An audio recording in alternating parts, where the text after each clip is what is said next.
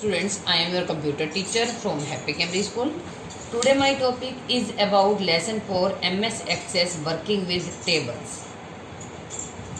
In this chapter, इस chapter में you will able to learn about working with tables, understanding kinds for data, creating a table in design view, primary keys, removing primary keys and foreign keys. तो इस chapter में आप इन सब के बारे में पढ़ेंगे. तो बेटा सबसे पहले मैं आपको MS एक्सेस को ओपन करना फिर से बता रही हूँ. मैंने आपको थर्ड चैप्टर में भी करवाया है MS एक्सेस. अगेन मैं इसको ओपन करना बताती हूँ. फिर उसके बाद आपको अंडरस्टैंडिंग टाइप्स ऑफ डाटा के बारे में एक्सप्लेन करूँगी. तो कैसे आप ओपन करेंगे MS एक्सेस को? Click on start button. Start button पर क्लिक करेंगे. ये स्टार्ट बटन है. Then click on all program. All program पर क्लिक करके फिर माइक्रोसॉफ्ट ऑफिस का ही एक पार्ट है.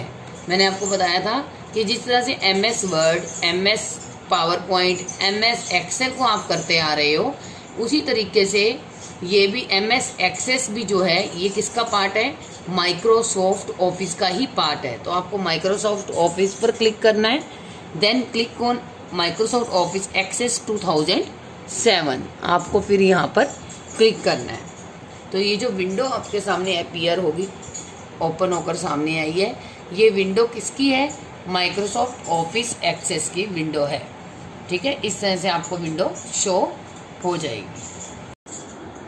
Understanding types of data in Access में we use data types to indicate the type of data each field can capture. Access में हम data type का यूज़ यह इंडिकेट करने के लिए करते हैं कि ईच फील्ड किस प्रकार के डाटा को कैप्चर कर सकती है. A field with a data type of text में store characters and alphabetic numbers. एक फील्ड में के डाटा टाइप के साथ जो फील्ड होती है, जो फील्ड है, उसके अंदर स्टोर हो सकते हैं कैरेक्टर्स और alphabetic numbers. Generally speaking, we cannot execute mathematical calculation with the use of a text field. लेकिन text field का जब हम यूज़ करेंगे तो उसमें text ही टाइप कर सकते हैं, हम उसमें mathematical calculation नहीं कर सकते. We may use a text field to store a street address. तो हम text field का यूज़ किस लिए कर सकते हैं? स्ट्रीट एड्रेस को स्टोर करने के लिए कर सकते हैं. Unless we execute some manipulation, we cannot utilize the number in street address in mathematical calculations. तो वही बात आ गई कि mathematical calculation इसके अंदर हम नहीं कर सकते. We shall be unable to sum or average the number in address field, which is fine because we possibly do not want to. We can assign a test score field a data type of number. जो हम score को test कर सकते हैं, score field है जो हमारी, वो किस में आती है? नंबर में आती है. अभी मैं आपको प्रैक्टिकल में बताऊंगी. इस तरह से आपको समझ में नहीं आएगा थियोरेटिकल सुनकर, प्रैक्टिकल अच्छे से समझ में आएगा. मैं आपको दिखाती हूँ कि माइक्रोसॉफ्ट एक्सेस में डाटा टाइप्स कौन कौन से होते हैं. ठीक है, we can enter numbers into the field and then sum, average, execute other calculation with the numbers. जब हम नंबर्स को एंटर करेंगे तभी हम उसके अंदर कैलकुलेशन कर सकते हैं. तो मैं अब आपको इसकी डाटा टाइप्स के बारे में प्रैक्टिकल करके दिखाती हूँ. ठीक है, किसके अंदर करके दिखाऊंगी? MS एक्सेस के अंदर करके दिखाऊंगी मैं आपको. तो देखिए, हम प्रैक्टिकल के थ्रू करते हैं कि डाटा टाइप्स कौन कौन से हैं. सबसे पहले हम ब्लैंक डाटाबेस में जाएंगे. ब्लैंक डाटाबेस में जाके यहाँ पर डाटाबेस 8 मैं पहले से क्रिएट कर चुकी हूँ अपने सिस्टम में. डाटाबेस 9 क्रिएट करेंगे. क्रिएट पर क्लिक किया, यहाँ पर टेबल 1 आई. ओके, टेबल 1 में आप करोगे माउस का राइट क्लिक और डिज़ाइन व्यू पर क्लिक कर दोगे. आप यहाँ टेबल 1 आ रही है. यहाँ पर मैं लिख देती हूँ आपकी कौन सी क्लास है? 8th class. ओके, फिर हम इसको ओके कर देते हैं. अब देखिए, आपके सामने स्क्रीन पर है हमारी 8th क्लास के टेबल में यहाँ पर आईडी दे रखी है, आप यहाँ पर नेम भी लिख सकते हैं।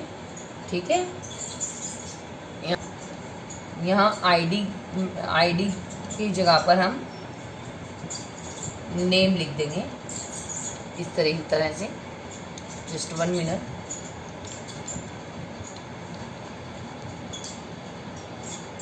नेम लिख दिया मैंने।